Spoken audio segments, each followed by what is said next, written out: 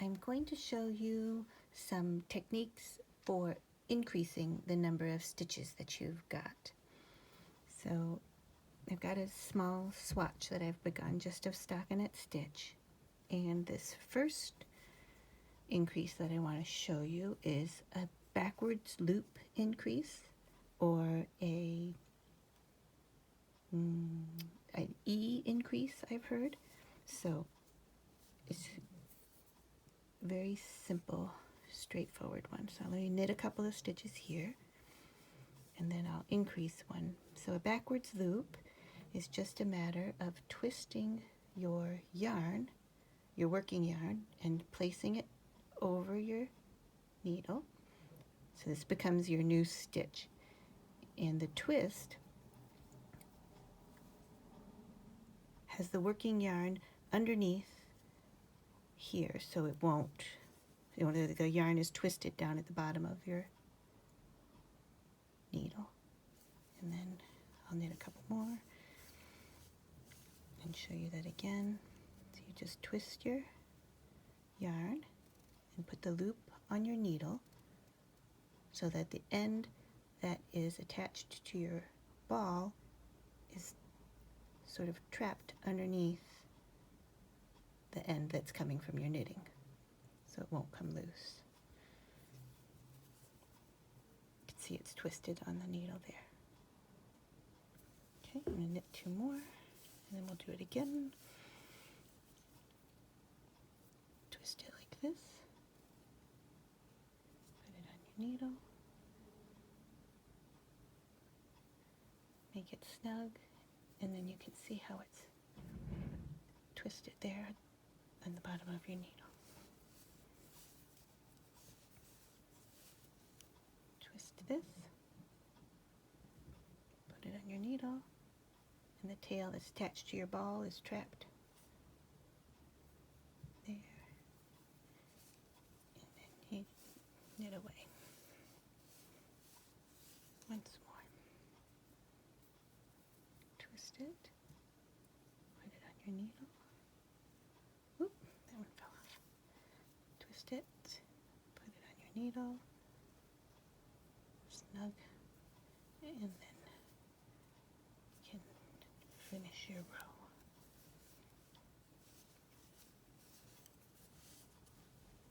So that is backwards loop, or E increase. Next, I'm going to show you an increase that is called knit through the front and back loops. It's often referred to in patterns as KFB. This increase is worked into a stitch that already exists on your needles. So I'll knit two stitches plain, and then I'm going to work the knit into the front and back of a loop on this stitch right here. So you knit into the front of it as usual, wrap, and pull through. But before you pull this stitch off of your left hand needle, you're going to knit into the back of it also. So what they mean by that is this part that's running around the back of your needle, you're going to knit right into that. Wrap this around and pull it through. So this is what you knit in the front loop, this is what you knit in the back loop, and you're ready to take that stitch off of your needle now. So then I'll knit two plain stitches and increase again in this stitch. So knit into the front loop as usual, and then into the back loop.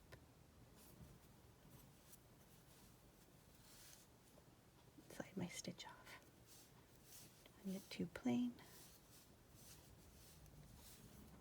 and then I will knit increase into this stitch here. Knit into the front, and then knit into the back, like so. Take that off, and then finish my row.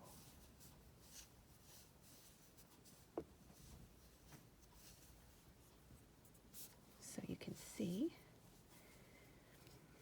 there were two plain stitches, and then there's this row of the third stitch where I knit into the front and then the back. And the one that was knit into the back looks like it has a little purl bump. And then I knit 2 stitches plain. Here's my column for the next stitch. This is knitting into the front of it. This is knitting into the back of it. And the next one is right here, knitting into the front and knitting into the back. So I've done that 3 spots, so that's increasing 3 stitches in a row. Next, I'm going to show you increases that are called make one. Sometimes they're referred to as make one left and make one right. I'm going to start by knitting the first 2 stitches plain. And this increase doesn't involve the stitches that are already on your needle, like the knit into the front and back loop. This increase involves this, what I call a runner, this strand of yarn that runs between the stitch that you just worked and the next stitch on your left hand needle. So what you do is, in order to make a left leaning increase, you slide your working needle, your left hand needle underneath the runner, like so. And then you work that runner as though it were a stitch and knit it through the back loop. So you just put your needle in the back loop, wrap and pull through, and then you can pop the runner off there. So we've got a new stitch here, and it's knitted into the runner in between the stitches. So that was make one left. Then I'm going to knit 2 plain stitches, and then make one right is somewhat the opposite. That one, you take your left hand needle and, again working with the runner, come from behind and pick up the runner. It's oriented in a different way now. So you're going to knit this one through the front loop. So you're going to bring this round and knit into the front of that stitch as usual, like so. So there's the runner down here and your new stitch here. I'll do those both again. So knit 2 stitches plain.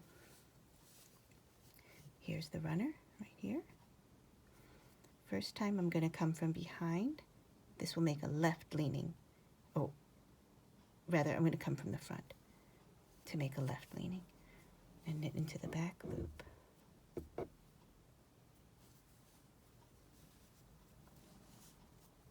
then I will knit 2 stitches, and then this time I'm going to come from the back, pick up the runner, and then knit that through the front loop.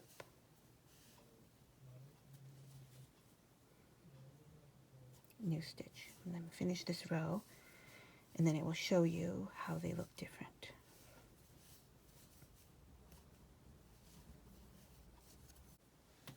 So for the make one left and make one right, I want to show you close up the effect of the 2 different stitches, or 2 different increases. So if you look on the 3rd stitch here, that's a stitch that I increased. And you can see at the base of the 3rd stitch, the way that the runner wraps around the base of this stitch, that's leaning to the left. Then if you look at the next increased stitch, it's stitch number 6 on the needle. The runner that's wrapping around the base is leaning to the right. It's right there. And then stitch number 9 here is an increase. That was a make one left. And then stitch number 12 is a make one right. That's this one right here. You can see how the runner is kind of pointing or leaning over towards the right. And so sometimes you'll see in paired increases or mirrored increases on underarms or raglan shaping or side seam shaping or any of those, they will mirror each other. Your instructions will have you work one and then soon thereafter work the other so that they look symmetrical. There you go. Thank you.